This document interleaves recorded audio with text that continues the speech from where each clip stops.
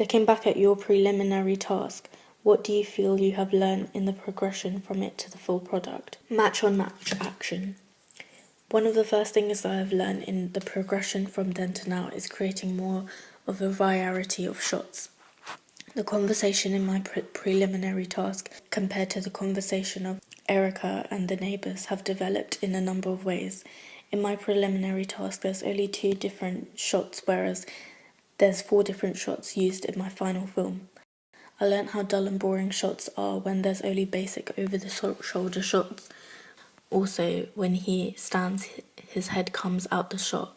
I could have filmed a low-angle shot of him so he looks more dominant.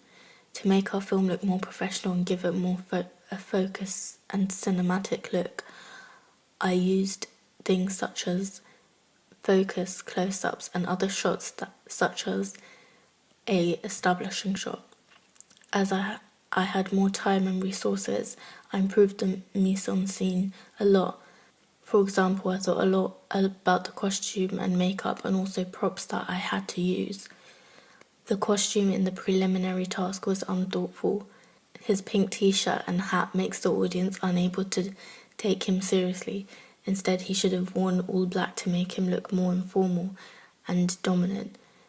In my film, the protagonist wears a long sparkly grey top with a casual skinny jeans. It was chosen due to her being the host of the party, and the jeans casual it down, as usually in horror films protagonists wear casual, so when something scary happens, it's more of a shock. The choice of skinny jeans make her seem more small and therefore more vulnerable.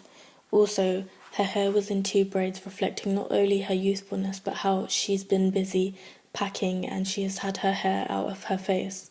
The preliminary task helped me think more deeply into these factors and made me learn how important it is how important the small things are. I also learned how effective lighting and using the colour wheel is.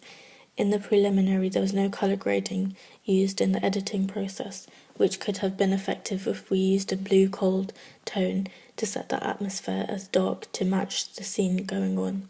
Realising this when looking at the preliminary video, I made sure I was editing to use cold tones in the scary scenes and warm tones in the party scenes. In the preliminary video, I also realised how effective sound would be. For example, there would have been a tense, diegetic music, a voice-over as the actors didn't speak loud enough, and perhaps even non-diegetic music playing in the background to show the characters' laid-back personality.